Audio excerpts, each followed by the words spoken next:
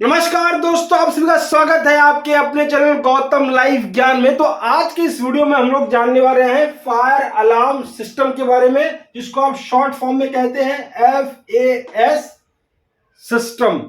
इसके बारे में आपको पूरी जानकारी इस वीडियो में मिलेगी। इस वीडियो को देखने के बाद FAS सिस्टम से संबंधित कोई भी प्रश्न अगर आपसे इंटरव्यू में करते हैं या फिर कोई आपकी जानकारी टेस्ट करने के लिए करता है तो आप उसको दिन दहाड़े आंसर कर पाओगे। तो चलिए वीडियो की शुरुआत करते हैं। तो सबसे पहला सवाल है कि FAS सिस्टम है क्या और इसका काम क्या है। तो इन शॉर्ट ये समझो कि शोले मूवी का रामलाल है। ये रामलाल क्या करता था, ऊंची पहाड़ी पे खड़ा रहता था और जैसे ही गब्बर के आदमी गांव में इंटर करते तो क्या करता था, ठाकुर गब्बर के आदमी आ गए हैं। वैसे ही ये FAS सिस्टम भी काम करता है। जब कभी आपके प्रीमाइसेस में आग लग जाती है तो ये तुरंत आपको चिल्ला चिल्ला कर सूचना देता है कि आपके प्रीमाइसेस में आग लग गई है, अपनी जान को सुरक्षित करें। इसके कंपोनेंट क्या है, तो इसी रामलाल के 3 बेटे हैं जिनका नाम है हरिया 1, हरिया 2, हरिया 3। हरिया 1 मतलब स्मोक डिटेक्टर, हरिया 2 मतलब हीट डिटेक्टर, हरिया 3 मतलब बीम डिटेक्टर। स्मोक डिटेक्टर क्या करता है, तो स्मोक डिटेक्टर मतलब होता है धुआं सेंस करने वाला उपकरण।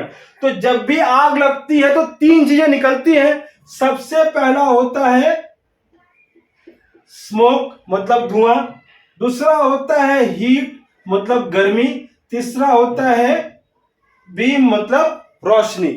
तो जो कंपोनेंट इसमें से रिलीज होते हैं उसके आधार पर डिटेक्टर बनाए गए हैं, ठीक है ना। तो स्मोक सेंस करने वाले डिटेक्टर को बोलते हैं स्मोक डिटेक्टर, हीट सेंस करने वाले को बोलते हैं हीट डिटेक्टर और बीम सेंस करने वाले को बोलते हैं बीम डिटेक्टर। अब ये कहां कहां इंस्टॉल्ड होता है, तो स्मोक डिटेक्टर आपको हमेशा ऑफिस एरियाज में इंस्टॉल्ड मिलेगा जहां पे AC ऑन रहता है, कूल रहता है। रूम टेम्परेचर वाली जितनी भी जगह है वहां पर आपको हमेशा स्मोक डिटेक्टर मिल जाएगा।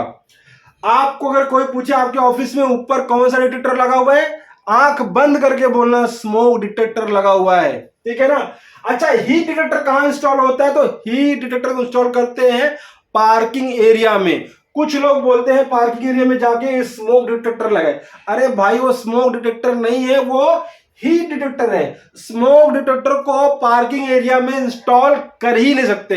कैसे करेंगे, अब देखिए क्या होता है, जब भी कार स्टार्ट होती तो क्या होता है, साइलेंसर से निकलता है धुआं। अगर धुआं कंटिन्यू निकलते रहेगा और हमने वहां पे स्मोक डिटेक्टर लगाया हुआ तो क्या होगा, स्मोक डिटेक्टर कंटिन्यू ERT को एक्टिवेट करते रहेगा, फायर कंट्रोल पैनल को मैसेज देते रहेगा और हूटर कंटिन्यू बजते रहेगा। ERT वाले बेचारे दिन भर भागते रह जाएंगे। तो इसीलिए पार्किंग एरिया में हीट डिटेक्टर इंस्टॉल करते हैं। अगर आप कोई पार्किंग एरिया में खड़े हैं और आपसे कोई पूछे कौन सा डिटेक्टर है तो आंख बंद करके बोलना हीट डिटेक्टर है। तीसरा है बीम डिटेक्टर। बीम डिटेक्टर कहां पे इंस्टॉल होता है, तो जहां पे छत और आपके जमीन की ऊंचाई बहुत ज्यादा होती है वहां पर फायर को डिटेक्ट करने के लिए बीम डिटेक्टर को इंस्टॉल किया जाता है। इसका लाइव एग्जांपल देखना है तो कभी आप मूवी वगैरह देखने जाओगे तो स्क्रीन के पास वाली जगह देखो ना, तो वहां पे छत और आपकी जमीन की दूरी बहुत ज्यादा होती है, तो वहां की फायर को डिटेक्ट करने के लिए बीम डिटेक्टर को इंस्टॉल करते हैं। इसको आप ट्रांसफार्मर रूम में भी देख सकते हो। आपकी कोई कॉर्पोरेट बिल्डिंग है, वहां पर ट्रांसफार्मर लगा होता है, वहां पर भी आपको बीम डिटेक्टर देखने को मिल जाएगा। क्योंकि जब भी शॉर्ट सर्किट होती है तो सबसे पहले निकलता है रोशनी, और कंपनी चाहती है कि वो क्या चाहती है कि वो आग को तुरंत डिटेक्ट कर ले। तो जैसे ही बीम निकलेगा तुरंत एक्टिवेट करेगा, आपके फायर कंट्रोल पैनल को मैसेज जाएगा, तुरंत हूटर बजेगा, ERT तुरंत एक्टिवेट होगी और बहुत कम समय में क्या होगा, एक्शन लिया जाएगा। तो होने वाला डैमेज और नुकसान को हम लोग मिनिमाइज कर सकते हैं। इसलिए उन जगहों पर हम लोग क्या करते हैं, बीम डिटेक्टर को इंस्टॉल करते हैं, ठीक है ना। अब दूसरा कंपोनेंट क्या है आपका, फायर कंट्रोल पैनल। अब ये फायर कंट्रोल पैनल क्या है, तो ये स्मोक डिटेक्टर मतलब ये जो आपका हरिया है मैसेज कन्वे करता है ठाकुर साहब को। तो ठाकुर साहब है आपके कंट्रोल पैनल, मतलब फायर कंट्रोल पैनल। तो ठाकुर साहब का क्या काम है? तो ठाकुर साहब का काम है पता लगाना कि प्रीमाइसेस में आग कहां लगी है, ताकि हम लोगों को इत्तला कर सके, बचा सके, अपने जय वीरू को वहां पर भेज सके। ठीक है ना। ये ठाकुर साहब के दो टाइप है, एक हथ कटा वाला और एक एकदम फिट फाट वाला। ठीक है ना। तो जो हथ कटा वाला है उसका नाम है कन्वेंशनल, और जो एकदम फिट फाट है उसका नाम है एड्रेसेबल। ठीक है। कन्वेंशनल का क्या मतलब है? देखो, कन्वेंशनल ये भी फायर कंट्रोल पैनल ही है, लेकिन इसमें क्या होता है, मान लीजिए आपकी 5 महले की बिल्डिंग है। ठीक है ना। 5 फ्लोर की बिल्डिंग है और आपने अपने प्रीमाइसेस में आग को डिटेक्ट करने के लिए फायर कंट्रोल पैनल लगाया हुआ है। कौन सा? कन्वेंशनल वाला। तो ये कन्वेंशनल आपने लगाया है, आपके यहाँ पे 3rd फ्लोर में आग लग गई, तो ये आपको बताएगा कि आपके 3rd फ्लोर में आग लग गई है। लेकिन भैया 3rd फ्लोर तो बहुत बड़ा है, वहां पे रिसेप्शन एरिया है, वहां पे पेंट्री, वहां पे स्टोर रूम है, वहां पर वर्क स्टेशन है, वहां पर जेरोक्स एरिया है, सीएम का कैबिन है, डीएम का कैबिन है, सबके कैबिन से कहां पे आग लगी है? अब उतने बड़े एरियाज में जाके किसी के लिए फायर को डिटेक्ट करना, तो फिर क्या होगा? फायर तो बहुत बढ़ जाएगी। इसलिए जो कन्वेंशनल है ना, छोटे एरिया में इस्तेमाल होता है। ये कहां के लिए अच्छा है? तो ये आपका स्मॉल एरियाज के लिए अच्छा है। एड्रेसेबल ऐसी बड़ी जगहों के लिए इस्तेमाल होता है। अब मान लीजिए इसी 5 फ्लोर की बिल्डिंग में एड्रेसेबल सिस्टम इंस्टॉल किया हुआ है। एड्रेसेबल क्या करेगा? ये बताएगा 3रे फ्लोर पे आग लगी है और आपके स्टोर रूम में आग लगी है, तो ईआरटी टीम डायरेक्टली कहां जाएगी? 3rd फ्लोर पे स्टोर रूम में जाएगी। तो क्या होगा? एक्शन लेने में जो टाइम था ना फ्रेंड्स, वो कम हो गया। जब एक्शन का टाइम कम होता है तो रिलीफ बहुत जल्दी मिलता है, और जो नुकसान है, जो डैमेज, उसको हम लोग करते हैं मिनिमाइज कर पाते हैं। ओके। उसके बाद अब इस सिस्टम की कुछ बातें जान लीजिए। जैसे कन्वेंशनल स्मॉल एरियाज के, एड्रेसेबल बड़े एरियाज के लिए। जिनका सिक्योरिटी बजट लो होता है ना, वो लोग कन्वेंशनल इंस्टॉल करते हैं, तो ये चीप सिस्टम है। जिसका सिक्योरिटी बजट थोड़ा अच्छा होता है वो क्या करते हैं? एड्रेसेबली इंस्टॉल करवाते हैं। ठीक है ना। तो ये कुछ डिफरेंस थे, की पॉइंट्स थे कन्वेंशनल और एड्रेसेबल के बारे में। तीसरा है आपका हुटर। तो हुटर कौन है? ये आपके जय